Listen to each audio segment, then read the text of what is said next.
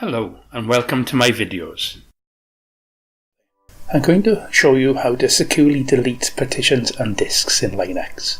On our menu, if we type in the word disks and start the disks program, we look at a hard disk that we have, and we can see on this disk we've got one partition and lots of free space. And this partition is on /dev/stc1. So that's the partition we want to clear. Okay, so we're going to delete all the files on that partition.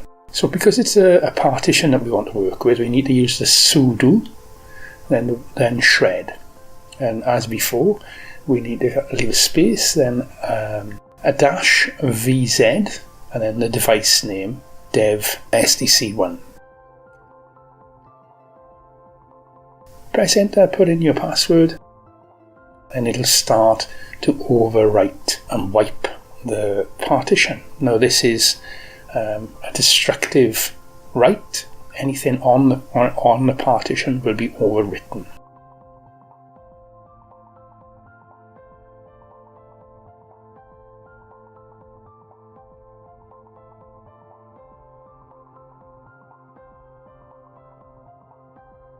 So as you see, that clears a partition. If we type in disks again, look at the disks program, go back to the drive, and we can see that it hasn't changed the partition at all. This time, what we'll do, wipe the drive. Just remove the one, so we're working with a disk, not a partition. Start it off. Because we're working on a disk, this could take a little while. It is not the speediest of processes.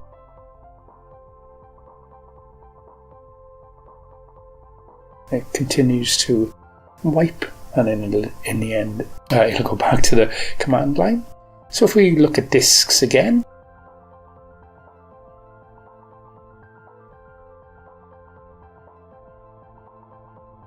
go to the thumb drive or the disk that we're looking at, and you can see that everything on that disk is gone.